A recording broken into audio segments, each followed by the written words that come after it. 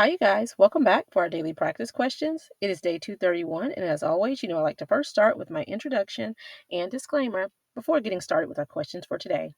So, for those of you who are familiar with me, hey y'all. For those of you who are new here, welcome, welcome, welcome. I am Dr. Brittany Weinstock, a family nurse practitioner and the founder and CEO of the Nursing Studio. I provide resources, tools, review courses, review videos, review books, digital flashcards, Q banks, one-on-one sessions, and more to assist nurses as well as nurse practitioners with success on their boards as well as in practice. I've been doing this since 2015, assisting nurses and nurse practitioners internationally with exam success. But y'all know my disclaimer and reminder is that we know there's no absolutes in medicine. We treat on a patient-by-patient basis, and any of the questions that you see here, I have designed and created based on the current guidelines that are being tested on the ANCC as well as AANP exam. Now, any of my videos where I'm teaching on things that we currently do in practice, I will always say that so there's no confusion. So with that being said, let's get into question number 1 for today.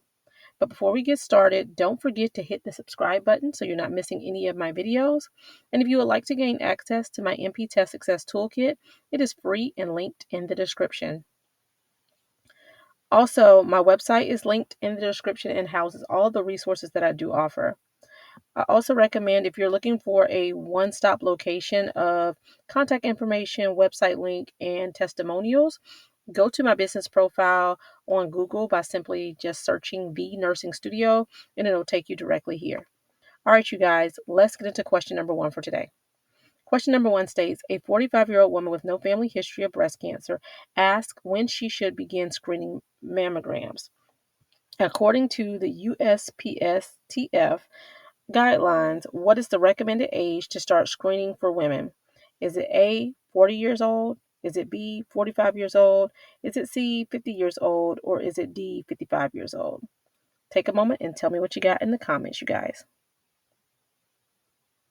All right, you guys. So I always recommend reading the stem of the question first, as the stem of the question will allow you to slow down to ensure you're answering what is even being asked of you. It's going to provide you all the details of what the true question is, right? So here the stem of the question states, according to the USPSTF guidelines, what is the recommended age to start screening for women? All right. So what type of screening are we talking about? And we're talking about mammograms, right? So we have a 45-year-old female. She has no family history of breast cancer. So when do we begin? Guidelines actually say now that you can start at 50 years of age. So C, right? Now, 40 years old used to be the recommended time frame. So when you give these recommendations, your answer should be, you can now start at 50 years old as you do not have any risk factors, but we still tell people they can start at 40, for earlier interventions and screenings if warranted, but 50 is the guidelines if you don't have a family history of breast cancer. Remember, if they do have family history to immediate relatives who've had a breast cancer diagnosis, you want to start 10 years prior to when that immediate relative was diagnosed. So if they were diagnosed at the age of 40, then this female should start getting their mammograms at the age of 30, okay? Question number 2, a 76-year-old woman with no significant health problems and a life expectancy of at least 10 years asks about continuing mammogram screenings. What is the appropriate recommendation? Is it A, discontinue the screening at 75 regardless of health status? Is it B, continue screening only if life expectancy is at least 10 years? Is it C, continue annual screening for all women over 75? Or is it D, stop screening after age 70 regardless of the health status? All right, you guys, tell me what you got in the comments, y'all. All right, so stem of the question here, what is the appropriate recommendation? All right, so what are we recommending here? So we have a 76-year-old woman. She has no significant health problems, and her life expectancy of at least 10 years is asking about continuing mammograms. And your best answer is B, y'all. So they really don't have a definitive age that you have to stop mammograms. But the key is you can continue screening if they have a life expectancy of at least 10 years past that 65-year range. So when they're getting in their 70s and older, and these are healthy, active patients, and they have greater than 10-year life expectancy, or you see a question that specifically tells you that, continue the screening. You want to stay on top of it, okay? And then lastly, question number 3. A 67-year-old woman presents for routine follow-up. She has had adequate prior negative pap smears and no history of cervical cancer. She is otherwise healthy. What is the appropriate screening recommendation? Is it A, continue pap smears every 3 years until age 70? Is it B, discontinue cervical cancer screening at this time? Is it C, continue pap smears every 5 years until age 75? Or is it D, continue pap smears indefinitely if the patient requests? Take a moment and tell me what you got in the comments, y'all. All right, so stem of the question here, what is the appropriate screening recommendation?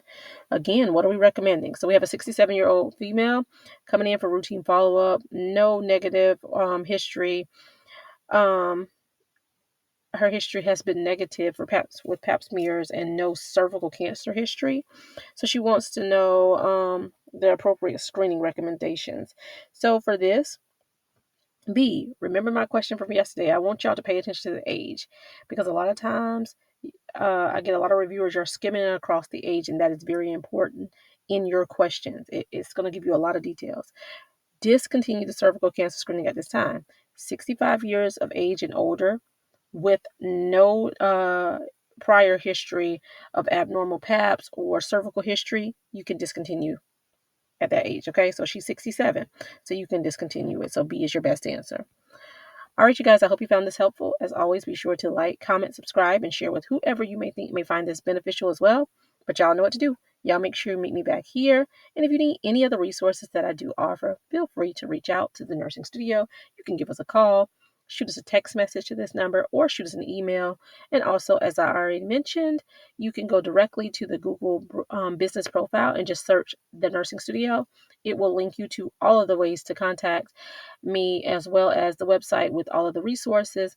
And as I previously mentioned as well, my website is linked in the description of this video as well as in the bio of this channel.